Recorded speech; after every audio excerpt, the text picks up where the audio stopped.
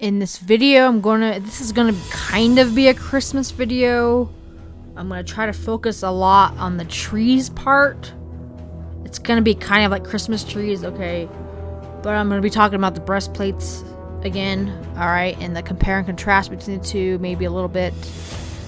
And the deep meaning and revelation and with these breastplates. What God does with these breastplates. How he reveals Satan's breastplate in modern society. Yes, I'm going to be going over angels some more, because I know I keep talking about angels, and I'm going to be talking about the cherubs in the garden, and cherubs and seraphims and dragons. Okay, alright.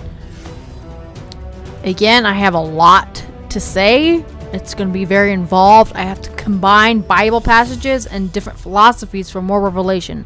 That is what you are supposed to be doing with the Bible. You're supposed to be, God uses play on words, and he uses play on images. Alright, so for right now, I'm going to bring up Numbers of the bronze serpent again, because I've been talking about that in my previous videos, and this is definitely reference to Christmas stuff, okay? So, in the book of Numbers, Moses goes into the wilderness with the Israelites, and he puts a bronze serpent on a pole. Okay, you are supposed to link this to so many different things. One of the things you're supposed to link this to is the serpent in the tree in the garden, okay? You're supposed to... This is a seraphim, because the seraphims were burning serpents, biting people in the wilderness, okay? And Moses took one and put one on a pole. They're one of the reasons why it says God uses play on words. This is supposed to be a symbol for a tree and a cross. The cross, okay? Because... the reason why it says pole is because it's trying to link you with asterisk poles, okay? God uses the same words throughout the whole Bible to link you to other parts of the Bible. This serpent on a pole is supposed to link you to asterisk poles. And these are the compare and contrast between two trees. This imagery is supposed to link you back to the two trees in the garden and who and what they represent. I'm not specifically going to go over asterisk poles again, because I already talked about that in a previous Christmas video. I talked about Santa Claus a bit, and, elf caps and Fijian caps and crowns a little bit. I'm not going to talk about asterisk poles in this video, but the reason why it's linking poles, it's saying that asterisk poles are evil, okay? Christmas trees are asterisk poles, especially if you put a female angel on top of it. I already did a couple of videos on female angels, alright? If you put it, and then people will say, well, that's not asterisk poles. If these aren't asterisk poles, then why in the world is asterisk sitting on top of it? Okay? Alright? Alright. Anyway, so I'm going to be going over some Bible passages where I'm going to show you where it calls Satan a tree. Okay? It calls him a tree. And I'm going to go over the Bible passage where it calls God and Jesus a tree. Not only are they both called trees, they're both depicted as multicolored trees. Multicolored beings, okay? I'm going to go over the Bible passages. But the thing you have to realize, not only is it just talking about Satan and Jesus or God, it's talking about the people that are attached to him, okay? They're talking about the people. In the Bible, they're depicted as so many things. Satan and Jesus are depicted as the exact same things in the Bible, okay? And you have to read the whole Bible. And whenever you hear trees, you're supposed to link them back to the two trees in the garden, okay? But right now I'm just going to show you some Bible passages. Judah is compared to a tree. And the word of the Lord came upon me, saying, Son of man, put forth a riddle, and speak a parable unto the house of Israel, and say, A great eagle with great wings, long-winged, full of feathers, and had diverse colors, came unto Lebanon, and took the highest branch of the cedar. Alright. So this is talking about a good tree and a good eagle landing in a tree, and it has multiple colors. This is the many, many, many Bible passages where it refers to God and Jesus as eagles. Because why? Because eagles are cherubs, okay? Jesus was the other cherub in the garden, okay? It calls Jesus a lion. It calls Jesus an eagle many times, Okay, it refers to Jesus as an ox. It refers to Jesus as all these things of a cherub, because Jesus was the other anointed cherub in the garden. No, you don't think so? Okay, I'm gonna keep proving that. This is still Ezekiel 17. He cropped off the top of his young twigs. So this is God saying he has tree parts. And then go down to verse 7. There was also another great eagle. Evil. There is also another great eagle with great wings and many feathers. Oh, there are 2 eagles here. And 2 trees and 2 multicolored eagles. Okay, why is it talking about 2 eagles? Because cherubs are twins, and there's always at least 2 of them. Okay, cherubs are twins. There's always 2 cherubs, and they're always twins. Okay, originally, yes. So I'm gonna go to. That was Ezekiel 17. This is Ezekiel 22 of 17. Okay. God promises to plant a cedar. I'm just going to go to verses 23. In the mountain of the highest high of Israel will I plant it, and it shall bring forth boughs and bear fruit. Okay, it is a goodly cedar. This is talking about Jesus and the cross. Okay, but you're supposed to compare that to the trees in the garden. All right, and the good fruit he bears is supposed to be you. Okay, so I'm not going to read the Bible passages, but if you go to Ezekiel 28, it is clearly talking about the Garden of Eden, okay, and the anointed cherub, which was Satan, who got kicked off of the mountain and out of the mountain of God. Okay, it calls him, and it describes him being covered in all these jewels. Okay, and you have to remember it says covering, but they are also breastplates. God uses the revelation of both. You can put these jewels all over his body and on his head, aka a crown, and a chest plate, okay? It says he's covered in them. But I'm trying to connect dots. He's a cherub. One of these eagles is Satan. One of these eagles was God, okay? But it calls them trees, okay? So you have to not only do you have to put these multiple colors on eagles, you have to put these multiple colors on trees. I'm trying to connect dots here. That's why people, listen to me, this is why people started decorating trees in the first place. Because when Adam and Eve left the Garden of Eden, okay, the old traditions of what was happening in the Garden of Eden went all over the whole world, and people started decorating trees, redoing the Garden of Eden. But what happened? When people twist the word of God around and make it their own, that's what the devil is. Okay? If you're not doing this stuff to glorify God, okay, you are doing it for the devil automatically, and you should know the difference, okay? Listen to me. This is why the Mesopotamians were decorating trees. This is why everyone started decorating trees as part of their culture, okay? Because the old traditions of the Garden of Eden went all over the whole world, okay? And when the Jews came and Christ came, God was trying to reestablish the original story, because people started adding in their own stuff through oral tradition. And this is why God had people write things down in the Bible so people wouldn't get twisted and turned around again. Okay, I'm going to show you. So I did some verses where it shows God as being a good tree, okay? And now I'm going to show you a couple of verses where it's talking about the Garden of Eden, and it's talking about trees and how people are trees, and God is a tree, and Satan is a tree, and their followers. Down just a verse. This is Ezekiel 31. I'm going to go down to verse 3.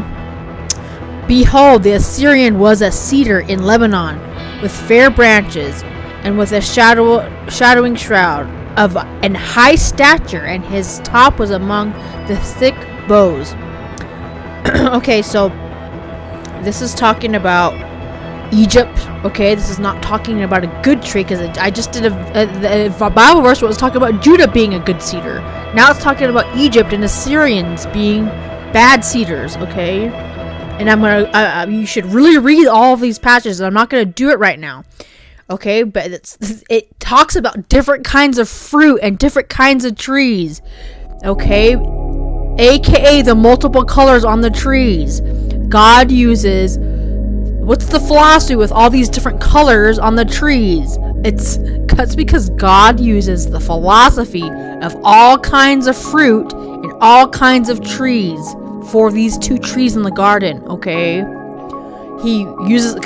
some people will argue, hey, are these trees supposed to be apple? People argue what kind of fruit was on the trees or what kind of trees they were. That's because God uses the philosophy and understanding of all of it. That is the deep philosophy behind why there's so many lights on all these trees, different lights. Because God uses many types of fruit. God uses many types of trees for more philosophy and prophecy, okay? And theology. You can fight with one another over what fruit was on the tree. It's because God uses all of it.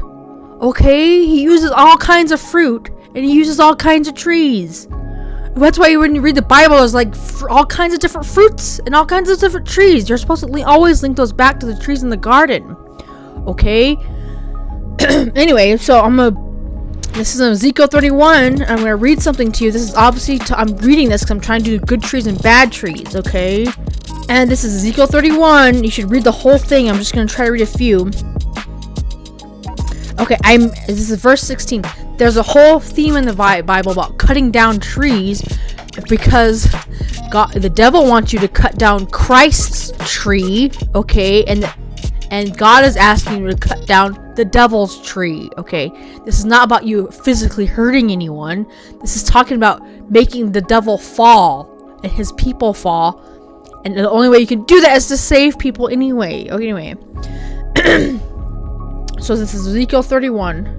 I made the nations to shake at the sound of his fall, when I cast him down to hell with them that descend into the pit, and all the trees of Eden, and the choice and the best of Lebanon, all that drink water shall be comforted, and they also went down into hell with him. Okay, so this is talking about trees in hell and trees being thrown into hell. It's talking about the tree and the devil's evil fruit and the devil's evil seed, okay, being thrown into hell because they were told to cut down Jesus's tree, okay. And what happens when this tree gets cut down? This is so funny. You have to use play on images. Once this tree gets cut down, Satan is forced to bow down to Jesus Christ, and his followers are forced to bow down to Jesus Christ. Do you guys get that play on images I'm trying to do here? Okay. Satan will fall, okay, but you have to choose. If you don't choose Jesus, you're going to be falling with him. Okay? And you're going to get thrown into the fire with him. Listen to me. Satan is always going to be thrown down off of his high place and thrown on his belly every single time someone gets saved. And this is a constant process. Okay? Yes, you can think of it as a world as a whole one day. Okay? But you have to do this personally. You have to take Satan off your high place in your life, take his crown off his head, throw it on the ground, and throw him on his belly, and put him under your feet, okay? Okay, and you can only do that with Christ. Okay, Satan will be thrown off his high place, his tree will be cut down, his arms will be cut off, his feet will be cut off, he'll be disarmed and defeated. You see how I'm using play on words? This is so funny. That's why there's this constant theme in this Bible of big things falling down, okay? Not just trees, like Goliath, who fell down. He was very tall. He fell down on his belly, probably, and David cut off his head and disarmed him. He took off his armor, okay? God uses play on words and play on images. Jezebel got thrown off her balcony.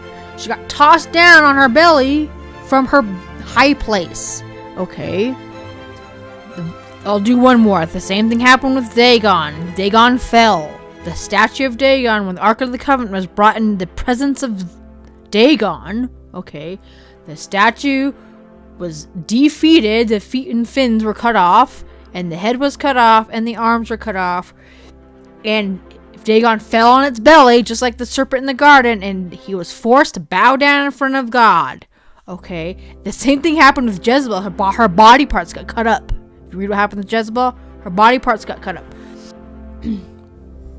And it's so funny because, the devil is described as being multicolored and divine before he fell. Okay, he's covered in multiple colors. He's very pretty. Okay, but trust me, he doesn't look like this anymore, obviously. Even though everyone thinks the devil is the good guy, okay?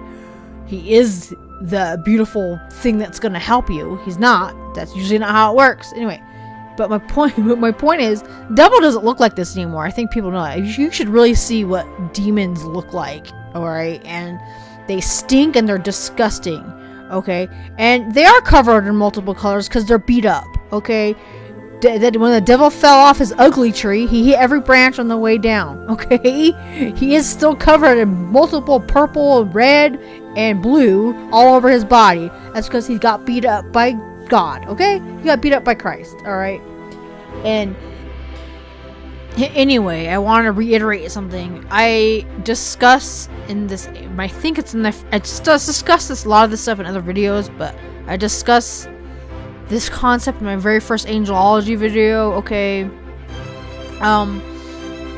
If you look in the descriptions of what the garden, after you've read the whole Bible of what's in the Garden of Eden, because God describes the Garden of Eden throughout the whole Bible, it's not just described in the beginning, okay?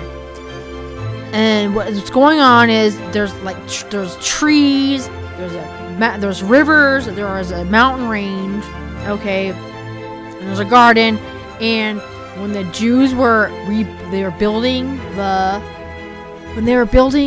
the temple, okay, they were trying to recreate the Garden of Eden. But they had trees, they had all kinds of, okay, they had trees, they had cherubs, because there were cherubs in the Garden of Eden.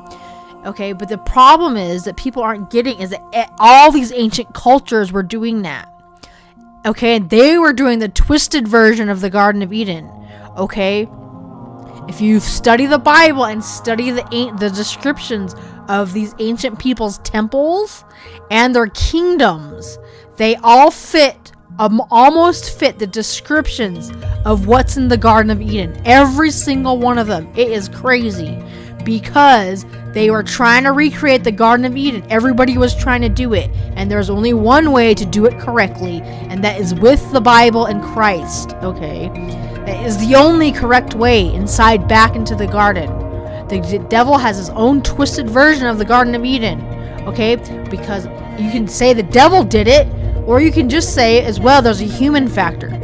People started misunderstanding or even adding in their own ideas of what was supposed to be in the garden, okay? And they're twisting the oral tradition around. That's why everyone has the same stuff, alright? That's why everyone has the same stories. Everyone has cherubs. Everyone has seraphims. Everyone has twins. Everybody has twin brothers. Everyone has mountains and rivers. The story of these 4 rivers, like in we read the Garden of Eden, there's 4 rivers. They all have these stories. They all have Axis Mundi, okay? They all have a sun god, this weird story of a sun god. Because the oral traditions of what happened in the Garden of Eden went all over the whole world, and people were trying to recreate it. They had gods as mountains. They had all kinds of... They all fit the descriptions of what's in the Garden of Eden, okay? And only one of them is the correct version. Go ahead and pick any other version, you're going to be in trouble. Or don't do anything. Sit home and watch TV. Okay? And all these gods are all the same that we have today. Because they're just they got repurposed over time.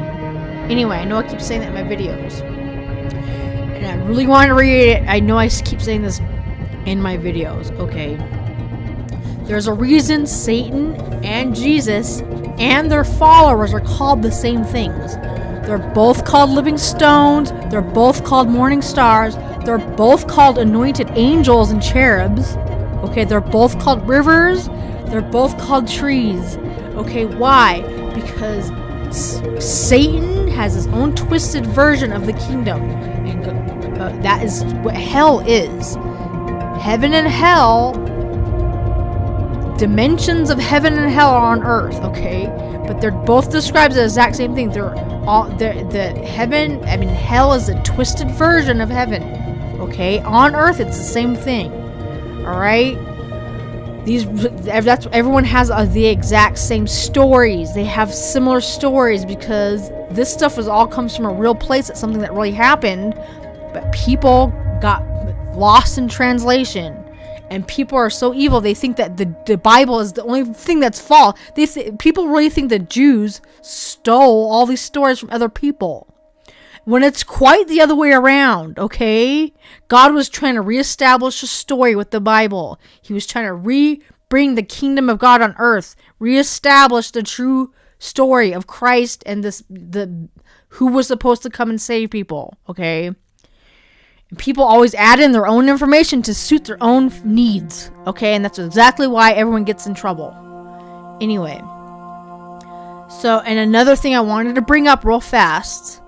That's why Satan's breastplates, if you compare Satan's breastplates, he's always lacking, okay? Even when Satan was at his best, he wasn't as good as Christ. I'm not trying to say that, okay? But they were very similar. They were almost like twins, okay? Very important. Okay, and it's so crazy because these two things they're always depicted. These trees and these cherubs are always depicted on top of the mountain. Because Psalms, it tells you these cherubs are not only on top of the mountain, they're sitting right next to God the Father. Okay, cherubs are sitting right next to God the Father. Then the rest of the Bible will say Jesus is sitting at the left hand at the right hand of the Father. Okay, that's because these cherubs were Jesus and Lucifer. Okay, the original two cherubs sitting next to God the Father were Jesus and Lucifer. Okay, that's because I'm trying to tell you the original two anointed cherubs were Christ and Lucifer. Listen to me, you have to use play on images and connect things throughout the whole Bible. This is why when Lucifer and Jesus first met, okay, what did they do? They climbed a mountain. They both met on top of a mountain. That's because they were the first two original cherubs on top of the mountain in Eden. Okay, God is trying to get you to connect dots. Alright? You should watch some of my other videos. I explain this over and over again, but it's very important, and I will repeat myself. I know that I'm repeating myself, but I really need to pound these ideas in to build up more ideas. And plus, I really don't think a lot of people are getting any of this. I don't think people are understanding everyone has cherubs. Everyone does the same old thing over and over again. Anyway.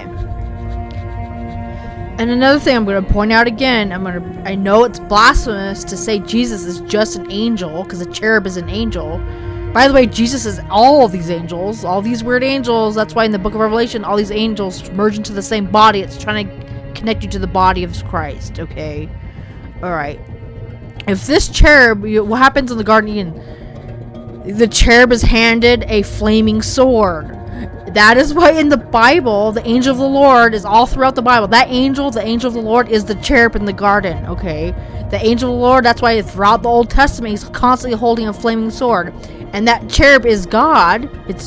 That's because the Lord is constantly depicted as holding a flaming sword. See, it says the Lord and his sword. That cherub is Jesus. Okay? People gotta get out of their head that Jesus never existed until the New Testament. That's not true. And I'm totally going off on this. I'll probably go back to the trees in a minute. For a long time, I did not understand what in the world the devil looked like. Was he a snake or was he a bull? Was he a dragon? It calls him a roaring lion. Is he a man? It calls him a cherub. Is he an angel? It's because he's all of them, okay? And I'm not going to go over the Bible passage right now. What about the snakes? The cherubs aren't snakes. That's because when you read the Bible, because seraphims are snakes, okay? When you read the Bible, the seraphims get merged in with the cherubims, okay? They all get merged together, okay? And then what happens? What do you get when you merge a snake with wings, an eagle, an ox, and a man, okay? You get... When you merge these things together, because the word cherubim means to mix together. And by the way, that's what the word Leviathan means. The word cherub and the word Leviathan, Levi, L-E-V-I, they share the same definition. Levi, a Leviathan, means to combine together in perfect harmony, and the word cherub means to mix together. Okay? When you merge in a snake with wings, when you merge in an eagle and a lion, and the ox gets replaced with a calf. The ox gets replaced with a calf, and everyone gets really confused about that. That's because calf can mean baby ox, but a calf is also the word for a baby dragon. Okay? Baby dragons are also called calves, and they all get merged together and they become one entity. Okay? And that is a dragon. That's what dragons are. They are a combination of all these things. Okay? That's why the devil is called a dragon and a seraphim too. Alright, I know that's very confusing, but so is God. I know people get all mad about that. Anyway, these angels merge into the same body, and it's just the book of Revelation that's talking about both kingdoms. Okay, anyway, we have to remember when cherubs are part eagle, so God uses all this information to expose everything. Okay, this all has to do with you exactly. I'm just doing things off the top of my head. Okay, so a cherub is part eagle, and the devil is depicted holding a pitchfork. So look at this stuff. Don't you?